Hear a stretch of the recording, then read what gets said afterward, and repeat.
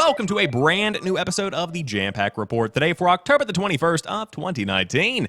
Of course, my name is Samuel Adams, and this is a daily gaming news podcast meant to bring you the hottest gaming news that you need to know 5 days a week, Monday through Friday, on youtube.com/Samuel Adams Media, or you can find the show on anchor.fm/Jampack Report, and there are links to Spotify, Apple Podcasts, Google Podcasts, tons of other platforms you can find the show on.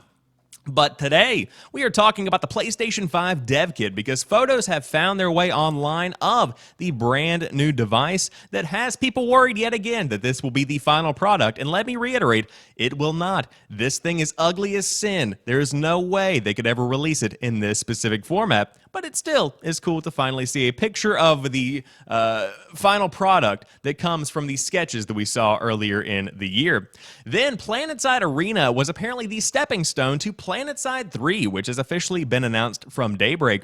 Then I have the Steam sale dates for the next 3 sales. That's right. Of course, Halloween sale, the autumn sale, and the winter sales have all had their dates leaked. Then Twitch is getting watch parties that Prime members can use to stream movies to their community that also have Prime subscriptions. A pretty cool feature. We will talk more about that. Call of Duty Modern Warfare has broken its street date, and finally, the Goose from Untitled Goose Game is officially being modded into Resident Evil 2. You gotta love it. You gotta respect it. You gotta play it, but that is the lineup for today's show, and as always, I do hope you enjoy what I bring to the table, but without further ado, let's go ahead and dive into it. First off, the first PS5 Devkit photograph finds its way online. Remember when the first sketches of the PlayStation 5 Devkit popped up online and we weren't sure whether they were real or a hoax? It has since emerged that the heavily ventilated box with the cutout V shape is indeed the real deal, and you'll find it in the office of dozens of devs around the world. If you want more proof, well, here is the first ever photo of it. This snap popped up on popular YouTube channel Zone of Tech and is an identical match to the blueprints that appeared online earlier in the year. As you can see from the image, there is an optical drive which is now confirmed to support 4K Blu-ray, alongside a bunch of buttons and USB ports. There is also a not for sale notice in block capitals. Perhaps the platform holder should have included the text "Do not photograph or you will break NDA" underneath for good measure. What can we learn from this then? Well, frankly, not a whole lot. It's a dev kit and a first prototype at that, but it's worth remembering that these devices are designed for developers to use and not for the general public, so don't go expecting the actual PS5 to look anything like this at all. It's curious just how many vents are on this thing, though. Beast status all but confirmed, thanks to the increased ventilation from the V-shaped cutout here. But again, thanks to Zone of Tech, we now have the first image of the PlayStation 5 dev kit, and it looks like the blueprints that leaked a couple of weeks, I was going to say years, that's a bit much, a couple of weeks back are in fact legitimate. Those are the blueprints for the new piece of tech, and of course, as the article points out, it is always worth reminding you guys, this is not what the PlayStation 5 is going to look like. It will not be this thick, it will not have that many vents, it will not be this ugly, because this thing, make no mistake, is absolutely disgusting. I hate the design of this more than I could ever imagine. It is really just not anything that I would want, but again, it is worth reiterating, this will never be the final product. Of course, this has tons of ports on the front for developers to use. This has a lot of buttons on the front, such as reset, eject, on, standby, that kind of thing. That's all for developer use. In fact, I think those are actually LEDs, but I'm not really sure. I'm not a developer, but it is interesting to finally see the dev kit out in the wild, and I thought that I would let you guys know that if you did want to check out Zone of Tech's video, he has a very lengthy explanation, a breakdown of everything that can be analyzed within the picture, within the blueprints, a lot of stuff to talk about here. I am curious, however, as to what is below, number one, the blur on this side of the image right here, and number two, in the middle here, you see something that has been obviously edited out with what appears to be the Snapchat cover where you can just kind of rub and black will appear on the picture. But that's all beside the point. If you did wonder if that dev kit was in fact real that leaked online a couple of weeks back, it looks like it is indeed. But hopefully the final product looks vastly different than this because, man, that is just a disgusting looking piece of hardware. However, you could be playing PlanetSide 3 on the PlayStation 5 because apparently that is coming, and PlanetSide Arena is the stepping stone to it. Daybreak is still hiring for PlanetSide 2. According to Eurogamer, I believe that might have been a typo, and it could be PlanetSide 3. But the Battle Royale-focused sci-fi shooter PlanetSide Arena is intended to be the stepping stone to PlanetSide 3, its developers have said. In a post on the PlanetSide 2 website, executive producer Andy Seitz said PlanetSide Arena, which recently released in early access form, is designed to link present-day PlanetSide 2 and PlanetSide 3 storylines and give the devs a platform to try out new features and styles of play. While Seitz failed to mention a release window for PlanetSide 3, he did say it will expand from the current battlefields of Araxius, God, I massacred that name, to full-fledged galactic war with empires exploring, colonizing, and conquering one another within an expansive galaxy. Preempting the obvious question of why do what Daybreak is doing with Arena within PlanetSide 2, Seitz said because PS2 offers a very unique experience that the current active community enjoys. Trying to incorporate different game systems or styles of play, or even trying out new modes would be disruptive, potentially catastrophically. We don't want to upset that balance as it would be unfair to our current PS2 community. It has been a rocky time for Daybreak, which has suffered multiple rounds of layoffs in recent years. The San Diego-based maker of the PlanetSide games, as well as zombie battle royale game H1Z1, laid off multiple employees as recently as this month, which we covered here on the show. Before then, Daybreak suffered a round of layoffs in December, and before that, in April of 2019. The layoffs have led to concern over the future of PlanetSide, but Seitz said we are providing PlanetSide 2 with some key reinforcements in the form of several additional programmers, designers, and artists, so therefore they are in fact hiring for PlanetSide 2. I rescind my statement. So as we take our next steps into this journey, I can tell you that the team and I are 100% committed for the long haul as we continue to expand PlanetSide 2, refine PlanetSide Arena, and prepare for the future of the overall PlanetSide franchise. So a couple of things to analyze from this one. Number one, it sounds like PlanetSide 2 is still going to be going strong for a while, and it sounds like PlanetSide 3 is going to be a good ways out. Of course, as this final statement does say, the overall PlanetSide franchise future is going to be in preparation, so therefore PlanetSide 2 and Arena do seem to be the focus right now. But if I had to estimate a release date for this, it's going to be years and years away. I don't imagine PlanetSide 3 really launching anytime soon. But I also want to say that I think it's very wise for them to not impact PlanetSide 2 with this, because that's essentially what led to the downfall of H1Z1. That's what essentially led to the game being split into two different games, both of which received mediocre reviews on Steam, and ultimately did lead to the disaster that is modern-day H1Z1. No one is going back and playing it, even though at one point it was pretty much the king. It was the Battle Royale game to play. It was a very big deal. And so, of course, with this statement being that PlanetSide 2 is going to be largely untouched outside of basic updates, that does show that they have learned from their mistakes and that they are going to try and hang on to that PlanetSide 2 community as long as possible. And that's very wise as well, considering that Daybreak is not doing so well in 2019. In fact, PlanetSide 2 is pretty much all they've got going for them at the moment. Right now, PlanetSide Arena is sitting at pretty middle-of-the-road reviews on Steam, not really getting a ton of attention from the games media or the gaming community. And of course, there are tons of options out there as it stands in 2019. So a game really has to be great for people to dive on early on, and hopefully PlanetSide 3 will be that, but maybe Arena will see some updates that could get people coming back. Again, I just don't know if it is going to be enough. But hey, Daybreak Games is 100% confident in the future of PlanetSide, and it is a big name. I could see it making a huge comeback.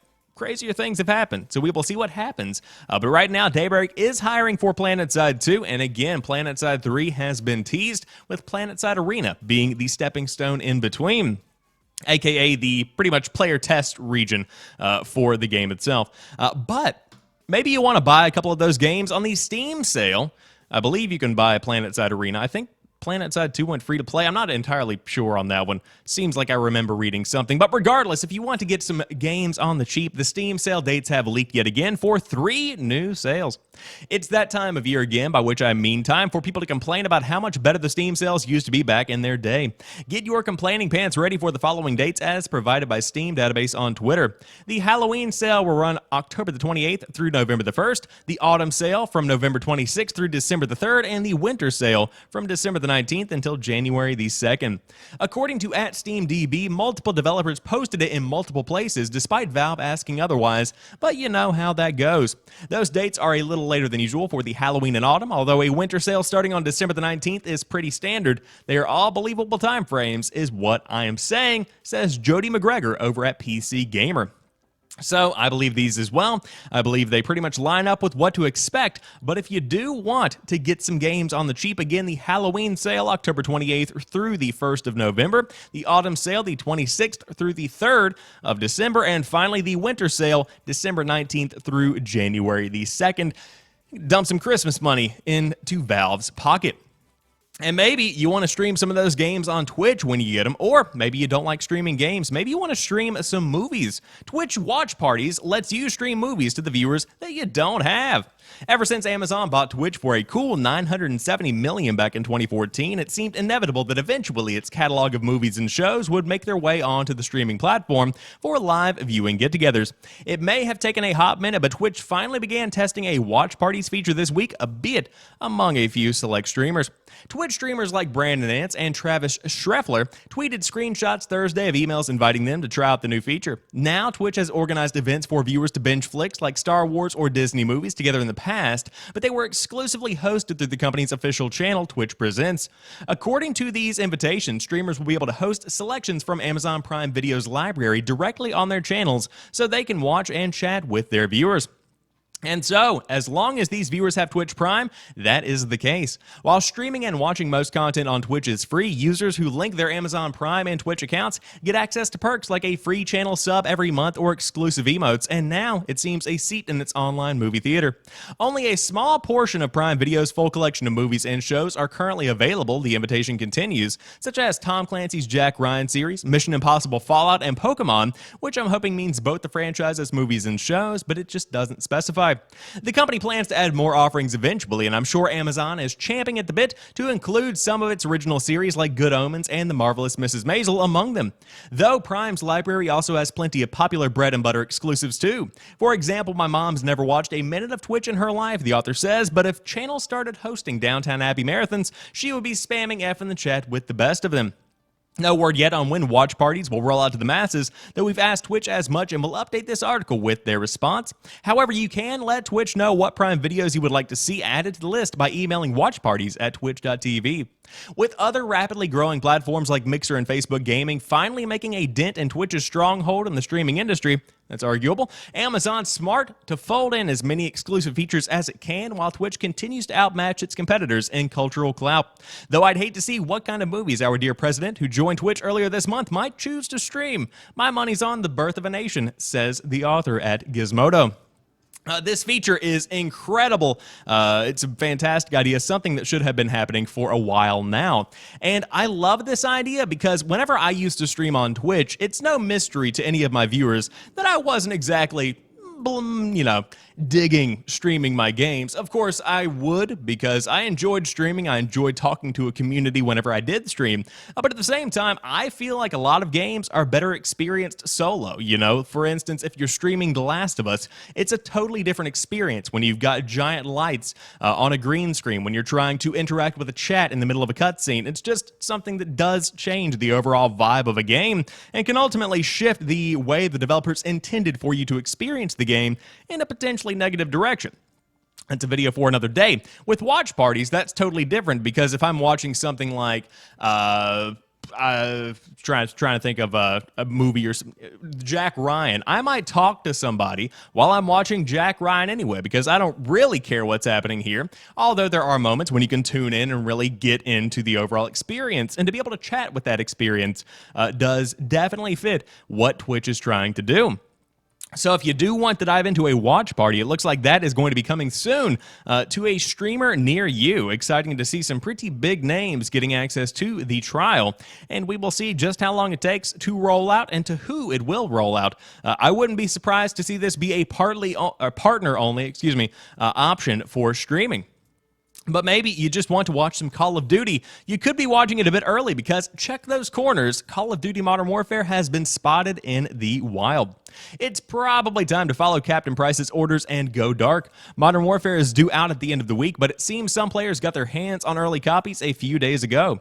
A couple of people have shown their possession of the first-person shooter, and it's likely spoilers will spread online if they haven't already. Twitch streamer Von Garcon is going one further, claiming to have multiple copies of the game, planning to sell them online for $250 a piece.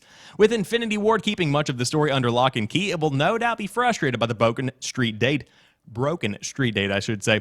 If you have any interest in the shooter's campaign, we'd be wary of places like Reddit for the next few days. Call of Duty Modern Warfare officially launches on the 25th of October, so there's not long to go now, and needless to say, don't fall for any scalpers. And so, we have this dude selling Modern Warfare, which he looks to have stolen from a red box or bought from a red box. Here's the deal, man. All right, I'm going to be real with you guys for a minute. This man, I'm not accusing anybody of anything, but it does seem the case that he rented them from Redbox, which apparently has broken the street date, and is going to sell them, therefore just taking the hit where he will be charged full price for all of the games. Oh man, what a shitty thing to do. Number one, because Redbox bought those games. Yes, they can buy more, etc., etc. But come on, man. People want to rent the game on day one. You can't be doing that kind of thing in general, let alone to directly sell them. That being said, oh God, somebody should ban this guy from... What a horrible thing to do. You know, like, I understand street dates being broken. That used to be a big thing in the Call of Duty community, where you would try and get the game as soon as possible if you were a big YouTuber or something. I remember watching videos of people like Woody's Gamertag and FPS Russia meeting people in Walmart parking lots, claiming to have early copies of the newest Call of Duty game. I believe the one I'm thinking of was probably Black Ops 2, if I remember correctly. Could have been an earlier even than that. But at the same time, if you were curious as to if you could, in fact, find the game out in the streets, it looks like you very well can. And, of course, at LGX Awesome Kid posted that he actually had a legitimate copy with the box art and all. So, hey, maybe it's something that isn't just on Redbox. But if you do want to check out the game, again, it's coming out October the 25th. And if you want a full breakdown of the hottest games coming out this week, I would highly recommend checking out my episode of The Drop that I uploaded on Sunday, because it gives you a rundown of the 4 big games coming out this week and a couple of honorable mentions. But maybe you're still playing Untitled Goose Game, and guess what? Now you can play it in Resident Evil 2, at least sorta kinda. Tired of bothering English villagers, the honking star of Untitled Goose Game has turned its gaze on somewhere much more exciting, Resident Evil 2's Raccoon City. Modder Zombie Alley is helping along with the journey, and soon you will be able to help replace Mr. X's hulking form with our winged feathered friend, Fedora and all. And yes, the final version will include extra honks, the modder said on Twitter. The mod is a work in progress, and Zombie Alley didn't say when it will be live, but the short clip below shows you what to expect: a big barrel-chested goose striding down corridors towards you. And of course, if you did want to see exactly what you could be getting, here it is, a GIF of the goose itself. Oh man, it is quite the thing to see. If you recognize the modder's name, that's because he was half of the team that turned Mr. X into Thomas the Tank Engine last year. Long may these silly crossovers continue. I love Resident Evil 2, number one, because it's a phenomenal game. It's one of the best games of the year. In fact, a big runner for Game of the Year, in my opinion. But on top of that, the modding community has done so much on PC, with Mr. X specifically, to be able to see the creations that have been made. Mind has been blown. And again, we have the goose from Untitled Goose Game literally chasing you down in the world of Resident Evil. So if you do want to dive in and, shoot the goose in the face, then by all means you totally can. Wouldn't recommend it. Might just want to play Untitled Goose Game. But with that being said, that rounds out today's episode of the Jampack Report. If you enjoyed this one, drop me a like if you are watching on YouTube, or if you are on a podcast service, you might want to consider clicking that subscribe button. But until tomorrow, you guys have a phenomenal rest of your day. I will talk to you soon, and peace.